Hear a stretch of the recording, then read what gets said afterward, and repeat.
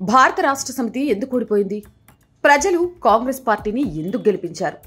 కాంగ్రెస్ కావాలా, కరెంట్ కావాలా అని కేసీఆర్ నుంచి కేటీఆర్ దాకా అడిగినప్పటికీ ప్రజలు కాంగ్రెస్ వైపు ఎందుకు మొగ్గు చూపించారు? అయితే ఈ ప్రశ్నలకు ఇప్పటి వరకు మన భారత రాష్ట్ర సమితి నాయకుల వ్యవహార శైలి మాత్రమే కారణమని సమాధానాలు వచ్చాయి. ఇంతవరకు ఈ ఓటమి మీద భారత రాష్ట్ర సమితి ఒక పోస్ట్ మార్టం నిర్వహించింది లేదు. ఆ పార్టీ అధినేత ప్రజల ముందుకొచ్చి మాట్లాడింది లేదు. కానీ తవ్వుతుంటే పాత నిజాలు బయటకు వచ్చినట్లు భారత రాష్ట్ర సమితి ఓటమిలో ఆ పార్టీ నాయకుల వ్యవహార శైలితో పాటు ఇంకా చాలా కారణాలు ఉన్నాయని తెలుస్తోంది. దిశ పత్రికలో ప్రచురితమైన కథనం కూడా అదే విషయాన్ని తేటతెల్లం చేస్తోంది. కేవలం భారత రాష్ట్ర సమితి ఓటమికి ఆ పార్టీ నాయకుల వ్యవహార శైలి మాత్రమే కాదు, దానికి ఆ పార్టీకి అనుబంధంగా ఉండే ఛానల్లో పనిచేసే విలేకరులు కూడా కారణమని తెలుస్తోంది.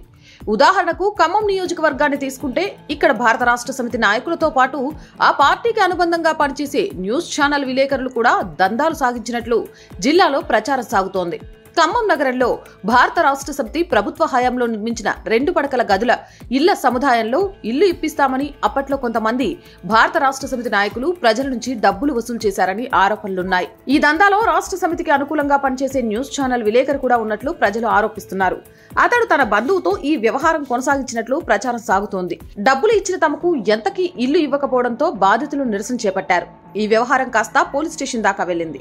అయితే అప్పట్లో కొంతమంది భారత రాష్ట్ర సమితి పెద్దలు రంగంలోకి దిగి సమస్యను పరిష్కరిస్తామని హామీ ఇచ్చారు.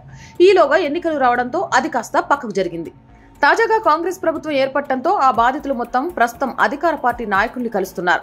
గతంలో తమ నుంచి వసూలు చేసిన డబ్బులు తిరిగి ఇప్పించాలని వారిని వేడుకుంటున్నారు.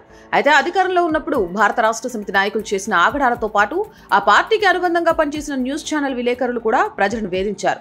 ప్రభుత్వ పథకాల్లో లబ్ధి చేకూరుస్తామని ఆశపెట్టి అమాయకులైన ప్రజల నుంచి అడ్డగోలుగా వసూలు చేశారు. తీరా ప్రభుత్వం పథకాల్లో లబ్ధి దక్కకపోవడంతో ప్రజలు ఎదురు తిరిగితే వారిని బెదిరించారు. పోలీసులను కూడా మేనేజ్ చేసి తమపై చర్యలు తీసుకోకుండా అడ్డుకున్నారు. కేవలం డబుల్ బెడ్రూమ్ పథకం మాత్రమే కాదు, ప్రభుత్వం ప్రవేశపెట్టిన ప్రతి సంక్షేమ కార్యక్రమాలను ఇలాంటి వసూలకే పాల్పడ్డారు.